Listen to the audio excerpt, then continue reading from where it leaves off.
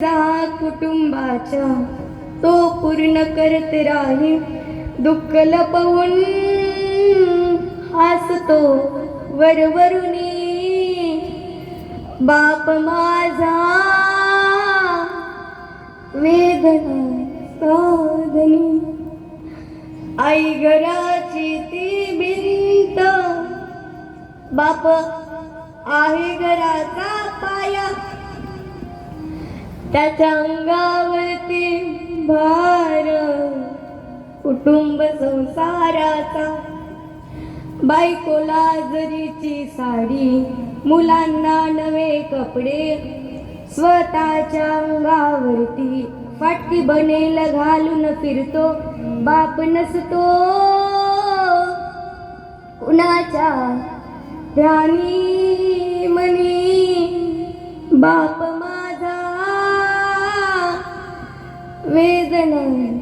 साधनी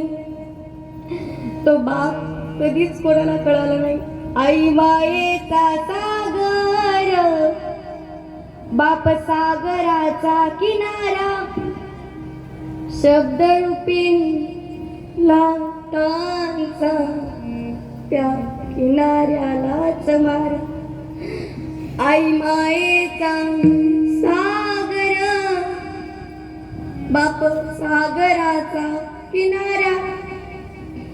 शब्दरूपी लाटांचा त्या किनाऱ्यालाच मारा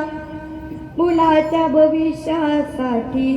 दिनरात धडपडतो मुलीच्या लग्नामध्ये दुम सुन रडतो मुलगी त्याची लाडाची चांदणी बाप माझा वेदना साधनी बाप गेल्यावरी कळेल या कुंकवाचे मोल मुलांना कळून येईल काय होता बापाचा रोल बाप गेल्यावरी कळेल या कुंकवाचे मोल मुलांना कळून येईल काय होता बापाचा रोल आई म्हणजे रुक्मिणी माता बापात विठ्ठल पहावा या दोन दैवता पोटी मी पुन्हा जन्म घ्यावा बाप नसतो कुणाच्या ध्यानी मनी बाप माझा वेदना साधनी आई मायेचा सागर ही सत्य आहे कहाणी पण दुर्लक्षित बापाच्या व्यथा कुणी तरी जाणी बाप नसतो कुणाच्या ध्यानी म्हणी बाप माझा वेदना तो बाप कधीच कोणाला कळाला नाही आपण त्या बापाला किती हटवलं नाही एकदा गेल्यावर तो बाप कधीच येत नाही घरी त्या फोटोकडे बघून किती रडा ओ बाबा एकदाच या ना ओ बाबा एकदाच किती रडा काही करा एकदा गेलेला बाप पुन्हा कधीच दिसणार नाही तुम्हाला वर्ष श्राद्ध करा गोड जेवण करा ती माती उकरून बघा काही करा पण एकदा गेलेला बाप तुम्हाला आयुष्यामध्ये कधीच परत मिळणार नाही म्हणून जोपर्यंत आई वडील जिवंत आहेत ना तोपर्यंत सेवा करा एकदा निघून गेल्याच्या नंतर होतो तो फक्त भास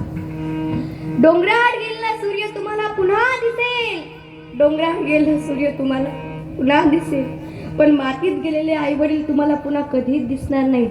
दो कौनसी चीज है जो बाजार में नहीं मिलती दो कौनसी चीज है जो बाजार में नहीं मिलती सब कुछ मिल जाता है लेकिन माँ बाप कभी नहीं मिलते माँ बाप कभी नहीं मिलते या जगात तुम्हाला प्रत्येक गोष्ट मिळेल आई मिळेल पण आईचं प्रेम मिळणार नाही बाप मिळेल पण बापाचं प्रेम तुम्हाला कधीच मिळणार नाही म्हणून जोपर्यंत आई वडील जिवंत आहेत ना तोपर्यंत सेवा करा. त्यांचं आयुष्य असतंच किती, आणि तेवढ्यामधून सुद्धा आपण आई वडिलांना वृद्धाश्रमामध्ये जर पाठवू लागलो,